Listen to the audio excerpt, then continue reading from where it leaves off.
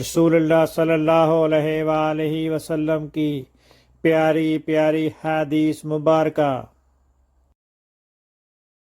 Make sure you like and subscribe to my channel for more hadiths. حضرت جابر بن عبداللہ رضی اللہ تعالیٰ عنہ سے روایت ہے، رسول اللہ صلی اللہ علیہ وسلم نے فرمایا، زمزم کا پانی اس مقصد کے لیے ہے جس کے لیے وہ پیا جائے۔ سنن ابن ماجہ حدیث نمبر 3062۔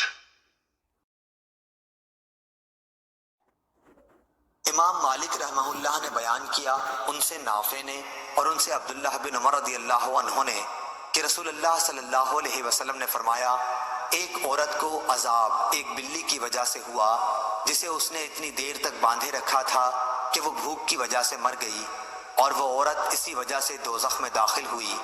نبی کریم صلی اللہ علیہ وسلم نے فرمایا کہ اللہ تعالیٰ نے اس سے فرمایا تھا، اور اللہ تعالیٰ ہی زیادہ جاننے والا ہے، کہ جب تو نے اس بلی کو باندھے رکھا اس وقت تک نہ تو نے اسے کچھ کھلایا نہ پلایا، اور نہ چھوڑا کہ وہ زمین کے کیڑے مکوڑے ہی کھا کر اپنا پیٹ بھر لیتی۔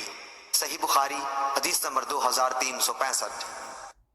اللہ تعالیٰ اس کے چہرے کو روشن کرے جو حدیث مبارکہ سن کر آگے پہنچائے۔